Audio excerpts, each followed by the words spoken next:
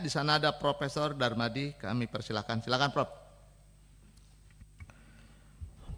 Terima kasih Pak Eko yang baik. Teman-teman Komisi 6, Pak Menteri dan jajarannya, Bu Wamen yang cantik.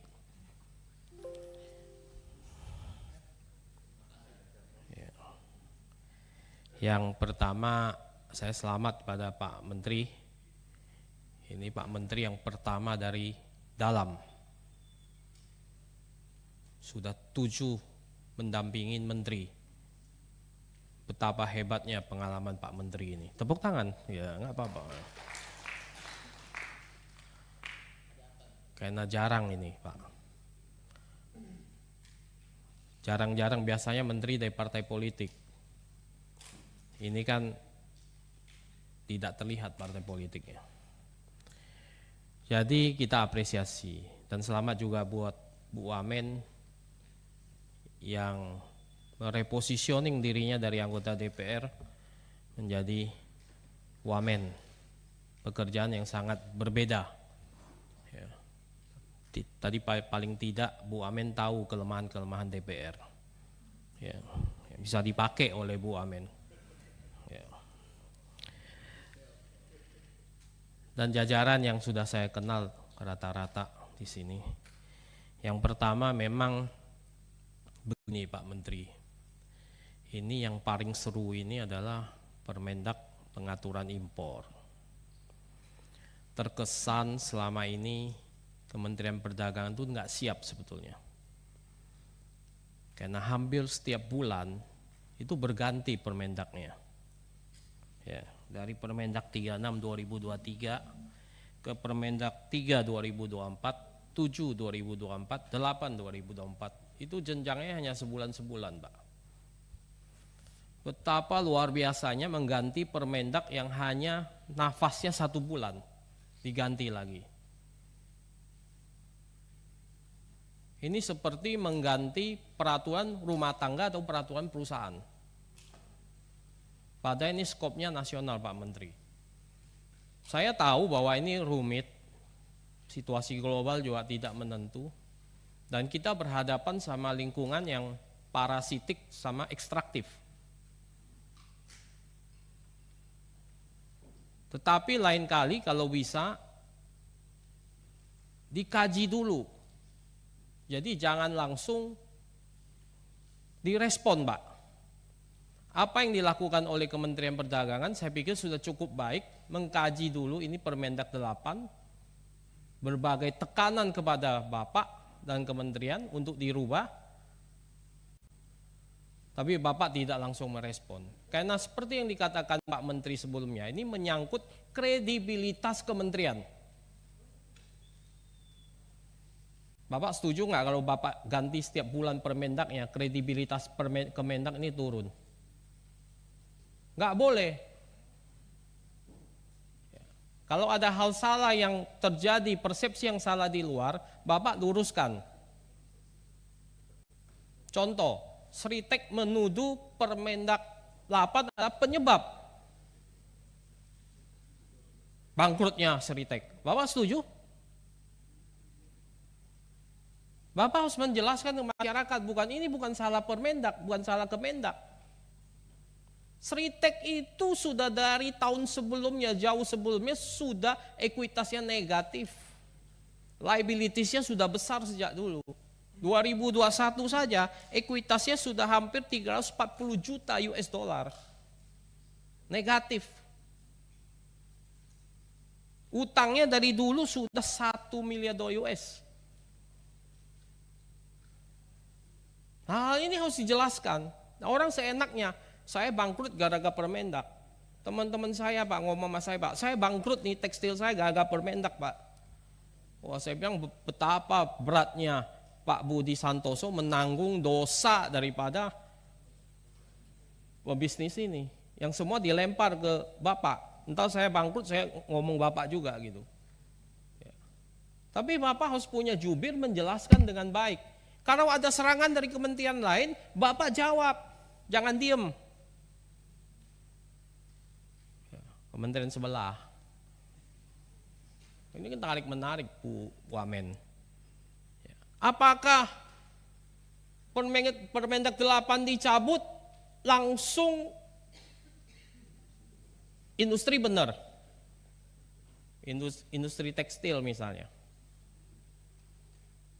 Kan penyebab jatuhnya tekstil karena ilegal impor yang sekarang masih besar. Betul kan Pak? Hampir 2 miliar US yang tidak tercover itu ilegal impor tuh, 1,46 miliar US. Tahun 2024 aja masih 800 juta US dollar. Yang masuk ilegal, yang selisih pencatatan itu Pak Menteri. Antara yang diekspor China sama yang diimpor Indonesia ada selisih. Itulah ilegalnya. Jadi saya nggak mau Kemendak yang mitranya Komisi 6 ini membuat peraturan sebulan-sebulan keluar Permendak. Saya pikir Bapak juga nggak mau. Sebisa mungkin Bapak pertahankan dengan data yang akurat begitu Pak. Itu harapan saya. Ya ada telepon, ganti langsung. Waduh Pak, saya tahu tuh Permendak 8 saya lagi di Itali tuh Pak. Betul kan? Bersama teman-teman Kemendak juga itu. Nah ini nggak boleh terjadi lagi Pak Menteri. Itu catatan saya yang pertama, Pak Eko. Kira-kira begitu Pak Pimpinan. Oh, iya bagus. Ya. Saya lapor tuh Pak Eko. Ya. Yang kedua, saya pertanyakan Satgas ilegal impor. Bahwa dengan masih masuknya ilegal impor tekstil yang cukup besar di tahun 2024 sampai Juni 2024 ini ada 800 juta US, berarti kan Satgasnya ini enggak efektif, Pak Menteri. Kan Satgas belum dibubarkan kan? Belum? Masih diperpanjang? Bagian enggak efektif, Pak. Sementara ilegal import yang lain kok bisa tidak masuk? Padahal selisih harganya cukup tinggi Pak. Kok tekstil aja yang masuk terus ini? Apa sih kendala Bapak? Masalahnya apa sih? Saya lihat, wah begitu. Apa tuh? Penyitaan dibakar itu. Nggak tahu yang dibakar berapa itu. Langsung habis, tapi masih ada Pak. Jadi di mana salahnya? Saya minta Pak Menteri menjelaskan. Masalah ada di mana yang tidak bisa Bapak handle. Siapa tahu Komisi 6 di bawah pimpinan Bapak Eko Patrio bisa menyelesaikan ini.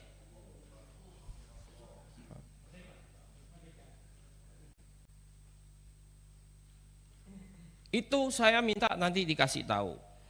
Yang ketiga, soal target ekspor.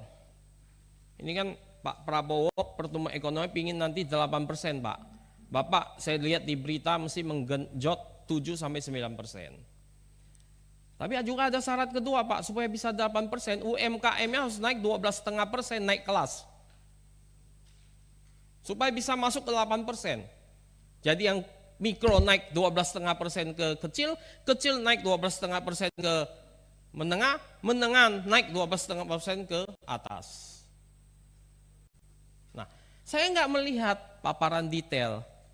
Nanti saya pingin banget mendengar paparan dari Bu Wamen. Detailnya seperti apa. Bagaimana Bapak bisa genjot dengan ekspor kaitannya korelasinya dengan naik kelas?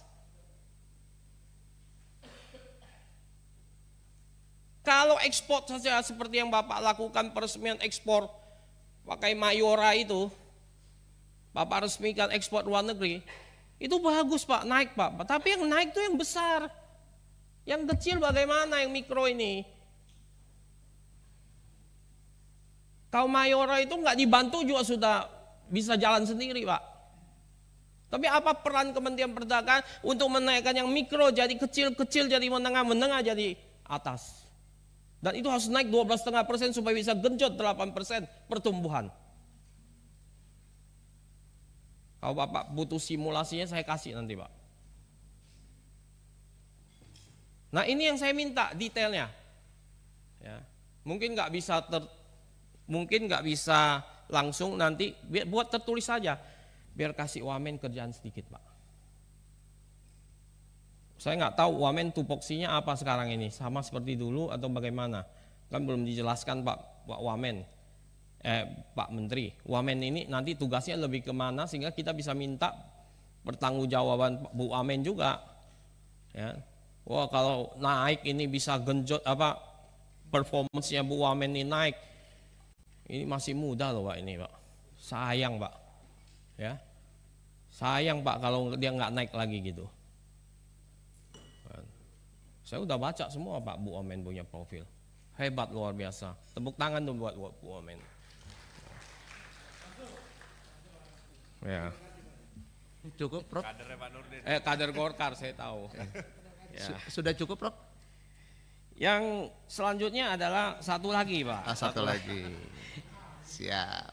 Karena kalau orang pakai Satu tepuk lagi. tangan applause itu kelihatannya terakhir gitu, Prof. Ini soal kenaikan PPN 12%. Saya tahu ini bukan sepenuhnya tupoksi dari Kementerian Perdagangan. Tapi saya minta apa langkah Bapak untuk mengurangi efek daripada kenaikan PPN 12,5%, terutama kepada warga miskin. Karena nanti kenaikan PPN itu akan membuat konsumsi rumah tangga turun 0,26%, Pak. Dampaknya 4,79% pada keluarga miskin. Nah ini saya minta, ya, Bapak tolong kasih tahu ke kami. Pertanyaan lain sama dengan yang lain, ya. Saya pikir cukup 4, padahal ini masih ada 10 Pak. Ya, cuma Pak Eko sudah mengingatkan saya ikutin instruksi Pak Eko. Terima kasih pimpinan. Terima Merdeka. kasih. Merdeka. Baik.